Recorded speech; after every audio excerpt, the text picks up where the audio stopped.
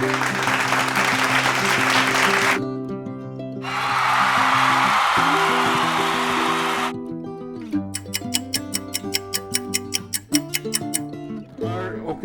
the measure says the Philippine Boxing Commission shall be directly under the administrative supervision of the Office of the President. May we know why, Mr. President, it has to be under the Office of the President?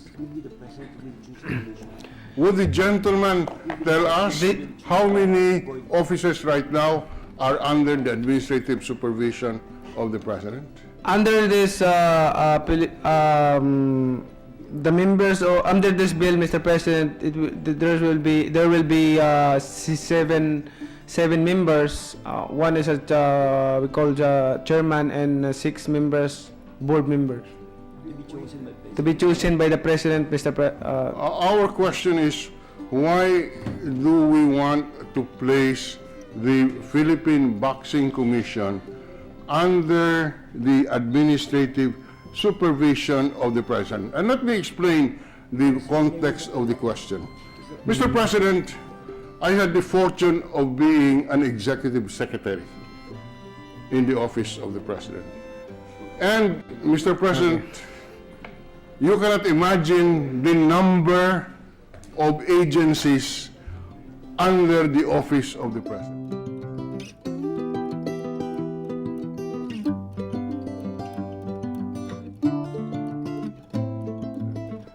And, Mr. President, you cannot imagine the number of agencies under the office of the President. So that what happens is that because of the sheer number of agencies under the office of the President, they are like flying saucers just revolving around, nobody supervising them, because the executive secretary simply cannot supervise them. Because, Mr. President, the President appoints the 7 members of this commission. Mr. President, the President of the Republic is the appointing authority, and he appoints everybody in this world, in this bureaucracy, unless delegated to the department secretary or another official. The fact that one is appointed by the office of the President is not a justification for putting the agency under the office of the President.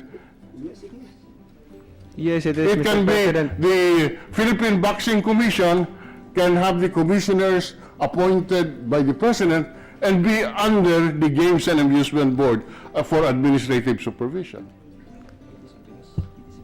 I think it's best to be under by the President, Mr. President. Why, Yes, Mr. President?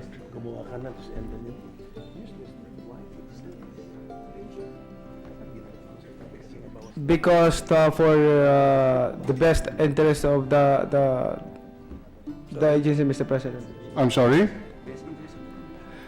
The best interest of the commission, Mr. President. What is the best interest of the Commission that requires that it be placed under the office of the President? Mr. President, same thing with GOB. GOB is under the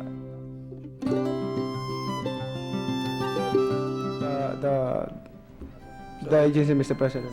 I'm sorry? The best interest of the commission, Mr. President. What is the best interest of the Commission that requires that it be placed under the office of the President? Mr. President, same thing with GOB. GOB is under the President. Under the Executive Secretary and Under the? Executive Secretary. So, since the GAB is under the office of the President, the Philippine Boxing Commission, without any rhyme or reason, should also be under the office of the President.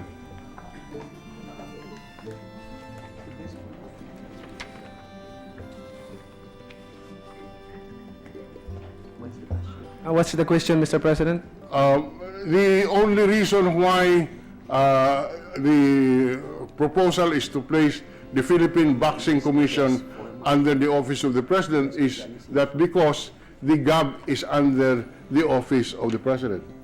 Is that correct? Yes, Mr. President.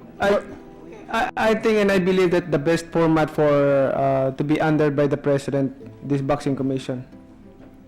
But I thought the GAB has a precisely among the rationale that is being presented before us is that the GAB is too big and therefore we must focus on boxing. So why are we putting the commission on the same level as the GAB insofar as reporting to the office of the President is concerned?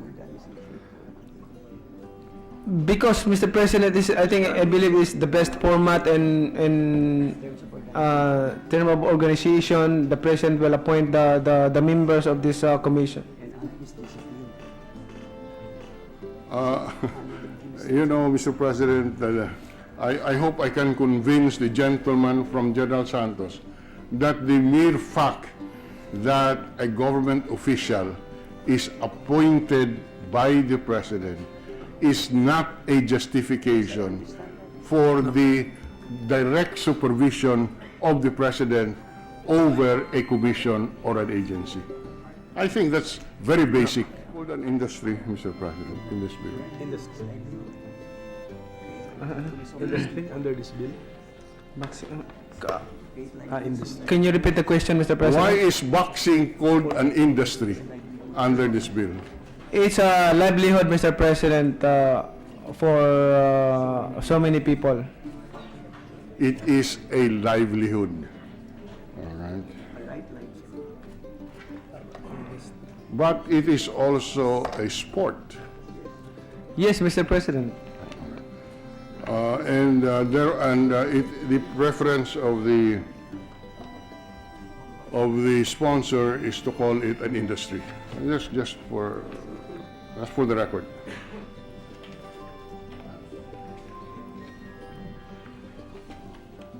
That is the preference of the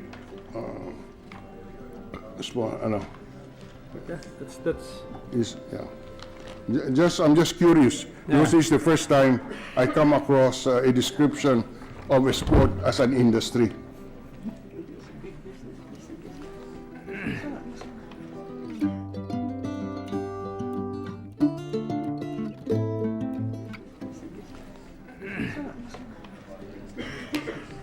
I can say, proud to say, Mr. President, that it is a business, Mr. President.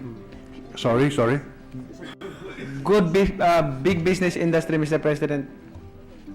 It is a business or something? Big business, Mr. President. It is not only a business, it is big business. Yes, big sports business, Mr. President. Okay.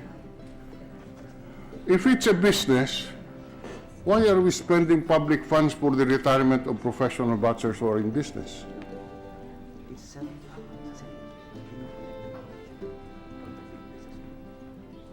Who are in big business, in fact.